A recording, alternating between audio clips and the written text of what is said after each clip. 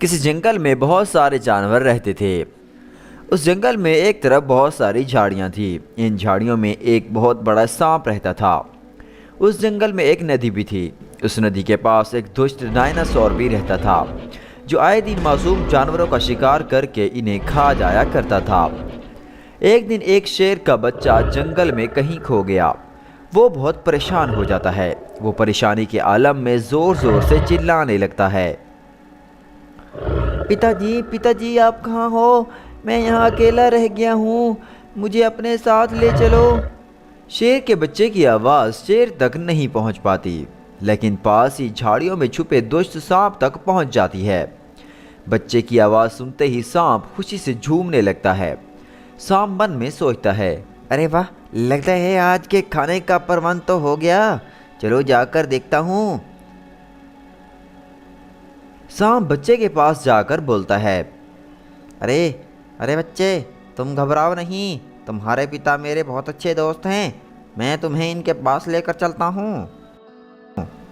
सांप शेर के बच्चे को अपने घर ले जाता है ताकि वो आसानी से मार कर खा सके। शेर का बच्चा पहले तो जाने को राजी नहीं होता, लेकिन अब उसके पास कोई और दूसरा रास्ता भी नहीं था। वो सांप के साथ जाने को तैयार हो गया। मेरे पिताजी कहाँ हैं? जल्दी बताओ मुझे, इस जगह से मुझे बहुत डर लग रहा है।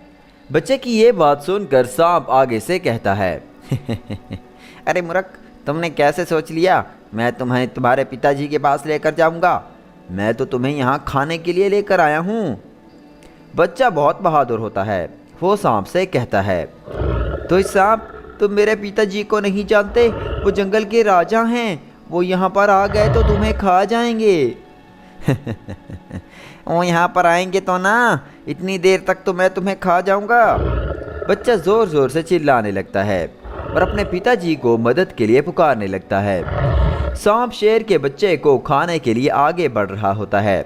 बच्चे की आवाज़ सुनकर वहाँ एक राक्षस डायनासोर भी निकल आता है। अरे क्या बात है, आज मुझे भोजन ढूंढना ही नहीं पड़ेगा। सांप जब डायनासोर की ये बात सुनता है तो गुस्से से लाल पीला हो जाता है और कहता है, अरे ओ डायनासोर, तू अपनी हद में रह, ये मेरा शिकार है और मैं इसे बहुत दूर से लेकर आया हूँ। आगे मत आना, मज़ीद आगे मत बढ़ना, नहीं तो अच्छा नहीं होगा। क्या कहा तूने? रोकेगा? पागल सांप, तू शायद मेरी ताकत को नहीं जानता, मैंने बड़ों बड़ों को कुचल दिया है। इतना कहकर सांप और डायनासोर आपस में लड़ना शुरू कर देते हैं। वो एक दूसरे को बहुत मारते हैं। आखिर डायनासोर सांप को कत्ल कर देता है। अब डायनासोर शेर के बच्चे की तरफ बढ़ना शुरू कर देता है और शेर का बच्चा बहुत ज़्यादा डर जाता है और ज़ोर ज़ोर से अपने पिताजी को बुलाने लगता है। डैडी, डैडी, मुझे बचाओ, ये डायनासोर मुझे खा जाएगा। शेर जो पहले ही अपने बच्चे को ढूंढ रहा होता है, वो ढूंढते ढूंढते अपने बच्चे के पास पहुंच जाता है।